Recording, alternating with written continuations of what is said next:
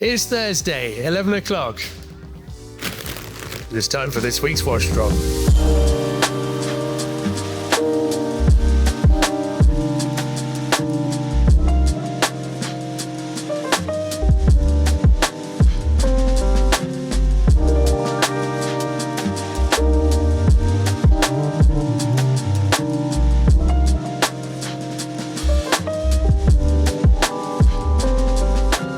This week marks our 1 year anniversary of being on YouTube, and I just want to say a huge thank you to all of our subscribers and anyone that watches our videos. We've had a great run and we've really enjoyed it, and I'm just so grateful that people are enjoying it too. Now, it's also drop number 250 for Subdial, and frankly, what a journey it's been. Today we're going to do another rapid fire, which seems to go down really well. We're going to run through a load of fantastic watches, and I'm really excited to jump into it. So, George, take this back and let's jump into it. Where to begin? Let's start with Patek. We've got two ellipses this week. This is one of the earlier references. It's a manual wind reference 3548. And a lot of these are yellow gold with blue dials. And this one has a gold dial. But what I like about it is that the gold with the printed black indices and black hands gives you that lovely contrast. And with a sort of caramelly brown strap, I think it looks so well. But most importantly, wears perfectly. I love this watch. Very comfortable daily watch. This is a slightly newer Ellipse. I think a reference 3738 in white gold with a rhodium dial. I know this watch very well because I used to own it, and I've enjoyed a lot of time with it. I think it's just a really understated take on the Ellipse, which is all about gold. And this is gold, but it's a very stealth wealth option. I think it's a rare example of Patek choosing a strap color that goes perfectly well with a dial. Usually it's black and boring. This is, I think, amazing. Really fresh, really great colorway actually for autumn. Next up, we've got a Patek 5135J. So it's yellow gold. And what I like about that is it feels like a big bar of gold that you're wearing on your wrist. And if I plonk it on, what's interesting is that despite having a square-ish dial, it wears really well. It's not a small watch, but the lug to lug is relatively short, so it fits me on my 18cm wrist really well. It's an annual calendar complication, which is an innovation that Patek brought to the table several years ago now. But it's just a classic moon phase yellow gold opaline dial that just works so well. Really great watch. Last up from Patek, a 5119. Now, a lot of people will be familiar with the 6119, which is a watch that's in the current catalogue. Well, this is the older version of it, and I think the size of it at 38mm wears brilliantly. It's got a clou de Paris or hobnail bezel, which is a very classic design from Patek. It's a pure Calatrava watch that actually is a bit of a strap warrior. It's on this black alligator strap, which is the original color, but honestly, chuck this thing on a green or a brown or a gray, and the strap choices are infinite. It's a brilliant watch for that, really versatile but classically Patek. We've got a whole host of Rolexes to run through, but before I do that, I'm going to finish off the Holy Trinity. This is an Audemars Piguet. I guess it's called an owl. I never know whether the owl is the one with the two subdials and the moon phase or without the moon phase, but this one looks like it's got a bit of a beak at the bottom, so I'm going to call it an owl. What I like about it is that it's got a creamy dial that's aged so well. You've got like a lovely symmetry to it, and the pop of blue just works brilliantly. Stainless steel on a Audemars Piguet Royal Oak, I think, is the metal of choice. It's the classic, and I just like the neo-vintage feel to it. It's got the original unsigned crown, and it's got a sans serif font on it, which I think makes it feel that much more detached from the more modern versions. Really cool. And 36mm, which is, I think, the size to go for. The last Holy Trinity brand that I'm going to talk about is this Vacheron. We had a 1921 in platinum last week, and it's quite interesting seeing the difference with this, which is the regular production model in rose gold. It's got a flat opaline dial, whereas the platinum one with the Arabic dial from last week had that sort of snowfall texture to it. But what I like about this is just the legibility with black indices popping against that sort of silverish opaline dial, Breguet hands, perfect form factor, and I think I'm right in saying that it's Justin Haas' favourite watch. It's a brilliant, brilliant one.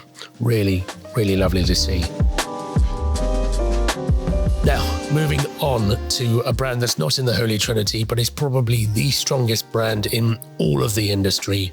That's Rolex. We have a very modern 36mm day-date here with a mother of pearl dial and diamond indices. What's really remarkable about this, I think these watches are so specific to the exact cut of stone, or mother of pearl in this case, and this one has so much texture, it's almost like it's sort of bubbling away. It's got wonderful hues of pink and green and blue and silver, and if I just pop that on against the rose gold and with my Drake's jacket too, I think it just works so well, my word. 36mm day dates, absolutely the one. I really like that, and then instantly put it on and you feel like you're gonna have a good day. I like that watch a lot.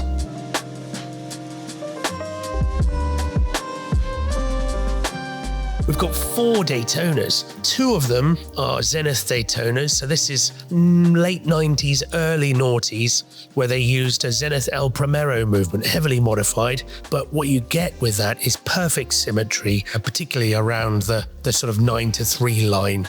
Those subdials are perfectly symmetrical about that sort of center point. This one, I'm not sure I'd call it a Patrizzi, but it does have a little bit of warmth in the subdials. But I do like a black dial Zenith Daytona in steel. That's probably the more understated version. And I think it's interesting that when you look at the steel bezel versions of the Daytona, the black dial was the popular one. But when you look at the ceramic bezel, the later versions, it's the white dial that's more popular. I don't know why that is. If we move on to this other Zenith Daytona with a white dial, yeah, this one's much cleaner, certainly a much more fresh feel to it, and I think arguably a little bit more summery. Great holiday watch.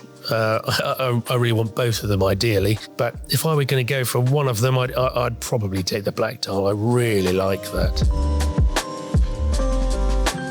Then we've got an updated, non-Zenith Daytona, so a 6-digit one, and this is in yellow gold with a racing dial. You can see that it's got this sort of Arabic numerals around the outside, but a clean white fresh dial with a red pop of Daytona and the original tan strap and yellow gold deployant. It's still got the case back sticker on it, but I think that watch is one that's completely overlooked. If you look at the full bracelet yellow gold models, they're much, much more expensive. Whereas that, I think it's overlooked. I think it's really, really pleasant to wear. It's kind of that right balance of dressy and sporty. So if you want a one watch that you don't have to choose between occasions to wear, you can wear it all day, every day.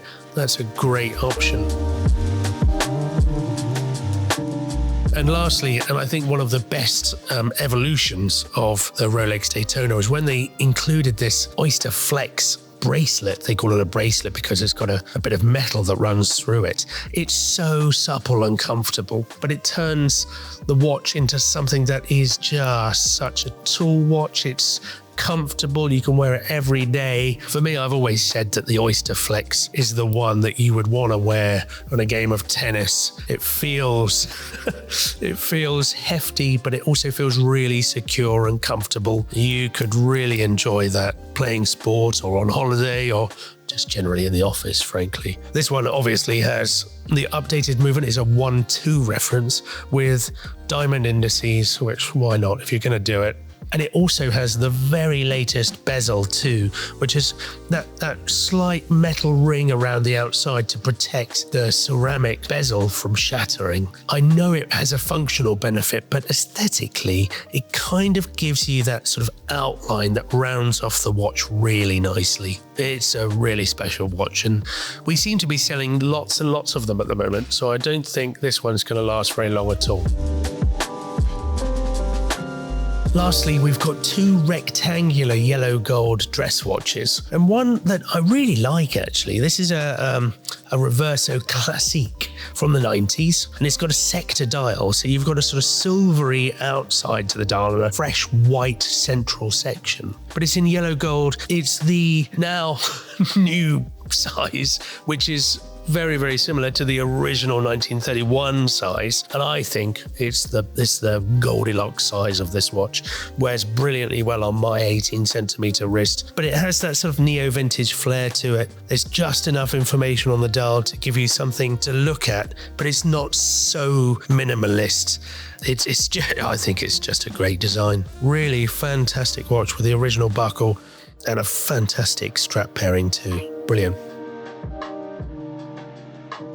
And it's really nice to compare the Reverso with, I think, Cartier's equivalent, which is it's not a reversible watch, but in size and format, the Americaine mid-size is a really good one to put up against it. They wear very, very similarly on wrist. They've got the same weight, very similar proportions. And what you see with the Cartier is just that little pop of blue from the hands that's really nicely offset against the white background. Roman numerals on this one, which is classic for the Americaine and for the tank in general. It's a great watch. Some of these are quartz, but this one's pleasingly automatic mechanical watch and just has that beautiful sapphire cabochon that every time it catches the light, it gives you that sort of special feel. Really great watch. Cartier just know what they're doing, don't they?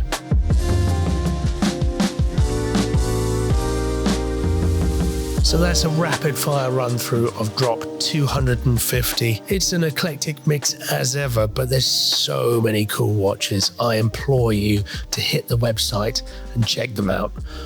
I'll see you next week. Thanks, Coach.